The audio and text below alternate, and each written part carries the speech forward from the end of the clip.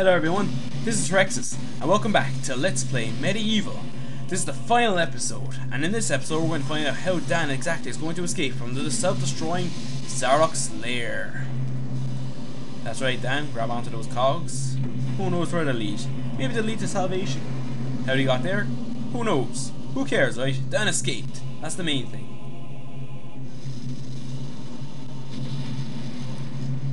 Run, Dan! Run!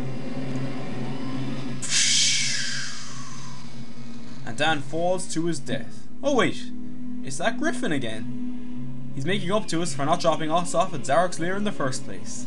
How nice of him. And now that we've defeated the evil sorcerer Zarok, all the souls are finally being released.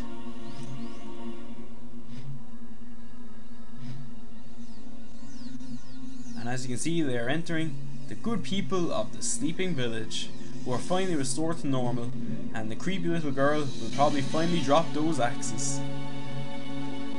And Dan returns to his crypt, to return to the sleep that he began before his adventure began.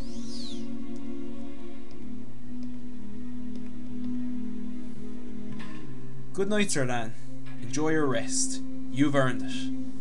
A true hero that you are.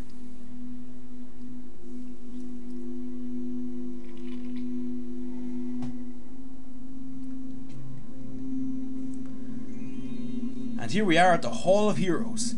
Remember folks, you can only get this ending if you collected all the chalices throughout the game.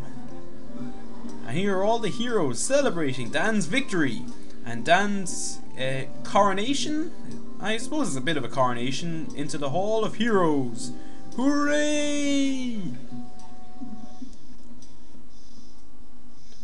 Okay, Sir Dan, be cool.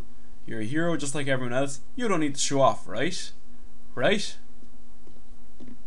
Wrong!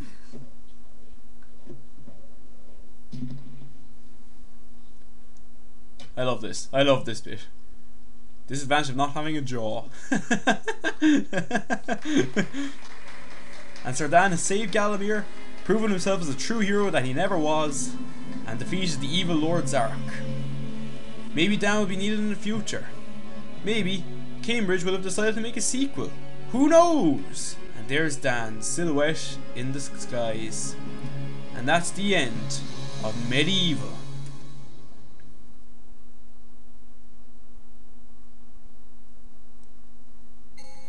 And now, it's time for my review of the game. This game is one of my personal favourite games of all time.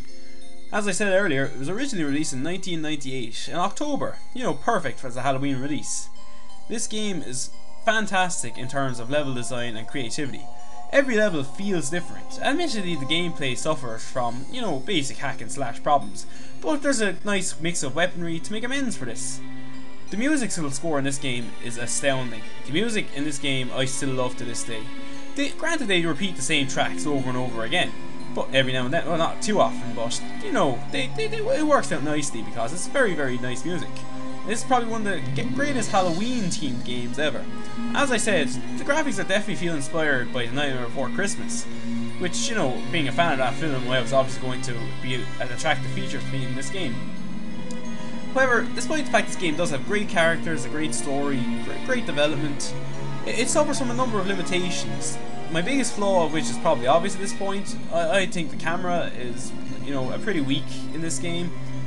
You know, if they end up improving on the camera, even in the remake in 2007 on the PSP, 2007, 2005, whatever it was released on the PSP, you know, it would have been great, but they still didn't.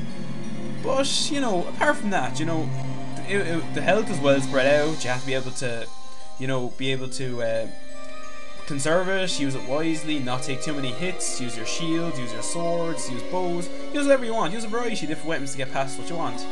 And this is one of the few games, you know, that actually gets away with some of the cliches. Like, I think this is one of the only games that does not have an ice section, believe it or not. There's no ice in this entire game. How many games don't have an ice section? I don't know, that was something that caught me out at the time.